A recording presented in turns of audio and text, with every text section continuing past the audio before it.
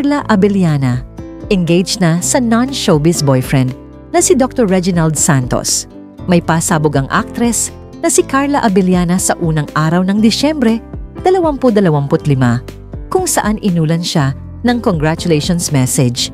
Sa isang Instagram post, makikita ang larawan ng kanyang kaliwang kamay na hawak ng isang mystery guy. At kapansin-pansin ang singsing na suot niya sa ring finger.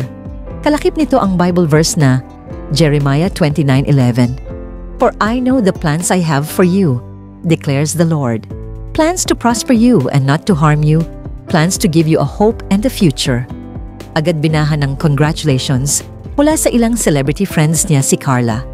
Ilan na sa nagpaabot ng pagbati sila, Jessie Mendiola, Benamin Alves, RC Muñoz, Dennis Laurel, Ryan Agoncillo, Nikki Valdez, Jody Santa Maria, Max Collins, China Hortaleza, Isabel Oli Prats, Bianca Manalo, Rocco Nasino, Charmaine Arnaiz, Jackie Lou Blanco, Tim Yap, Jason Abalos, Andrea Torres, Ryan Ramos, Jake Cuenca, Thea Tolentino, Aaron Villaflor, Marjorie Barreto, IC Mendoza, Megan Young, Barbie Fortesa, Connie Reyes, Jessa Zaragoza at marami pang iba. Matatandaan kumalat noon ang balitang ikakasal na ang aktres ngayong Disyembre 27, 2025.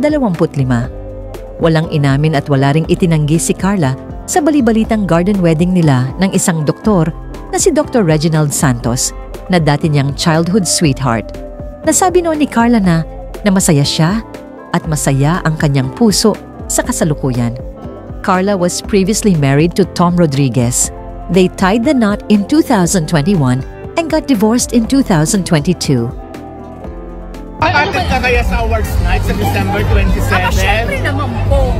Kasi may mga lumalabas na ikakasal ka na sa Kung totoo man po yun o hindi, of course that's part of my private life. I would like to keep it private.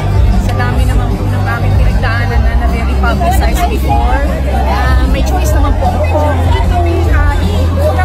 ilalabas ko po yun or hindi, if I want to keep it private. So kung may kailangan man po sabihin, sa akin po manggagaling yun ng diretso. Pero ikaw bang engaged I invoke my right to self-incrimination.